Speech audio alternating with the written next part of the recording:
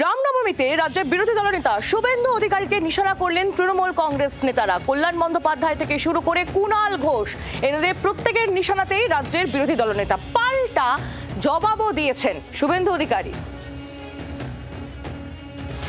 বাংলায় শকুনি হচ্ছে শুভেন্দু অধিকারী, যে বলেছিল কোটি কোটি লোক নিয়ে হাঁটবো, কোথায় গেল সেই গুন্ডাটা? বাটা নন্দীগ্রামের গুন্ডা। শুভেন্দু বাবু রাম নিয়ে যদি এত আগ্রহী হন, তাহলে এটা কি বলতে পারবেন রাম মন্দির করার পর অযোধ্যার লোকসভা আসনটা বিজেপি হারলো কেন?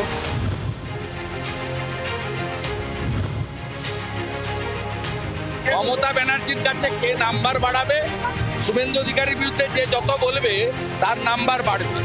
রামনবমী ঘিরে যুযুধান বিজেপি তৃণমূলের তরজায় গত কয়েকদিন ধরে চড়ছিল বঙ্গ রাজনীতির পারদ। রবিবার রামনবমীতে ঘাসফুলের আক্রমণের লক্ষ্য হলেন শুভেন্দু অধিকারী। এদিন বিরোধী দলনেতার উদ্দেশ্যে বাণ নিক্ষেপ করলেন শাসক দলের একের পর এক নেতা। বাংলায় শকুনি হচ্ছে শুভেন্দু অধিকারী। আজকের বাংলায় সংখ্যালঘু আর সংখ্যাগুরুদের মধ্যে দাঙ্গা বাঁধানোর যে চক্রান্ত আজকের এই শকুনি মামা করছে, ও কোনোদিন সফল হবে না।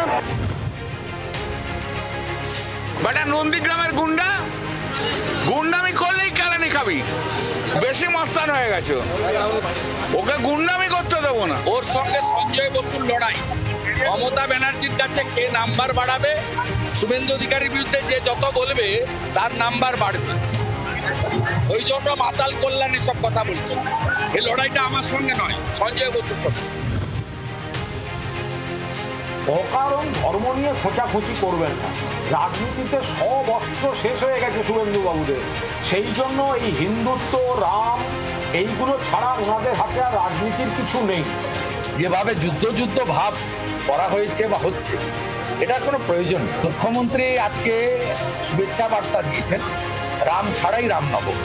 আপনি বললেন ধর্ম যার যার, উৎসব সবার। আমি বলি ধর্ম যার যার, ধর্ম রক্ষা করার দায়িত্ব তার। রবিবার জেলা ও কলকাতায় রামনবমীর অনুষ্ঠানে যোগ দেন শুভেন্দু অধিকারী। এদিন নন্দীগ্রামের সোনাচূড়ায় রাম মন্দিরে শিলান্যাস করেন বিরোধী দলনেতা। মেচেদায় রামনবমীর মিছিলে হাঁটেন তিনি। কলকাতার এন্টালি বন্দর এলাকা ও ভবানীপুরে মিছিল করে শুভেন্দু অধিকারী। ব্যুরো রিপোর্ট, জি24 ঘন্টা। বাংলার আওয়াজ, বাঙালির আবেগ, জি24 ঘন্টা।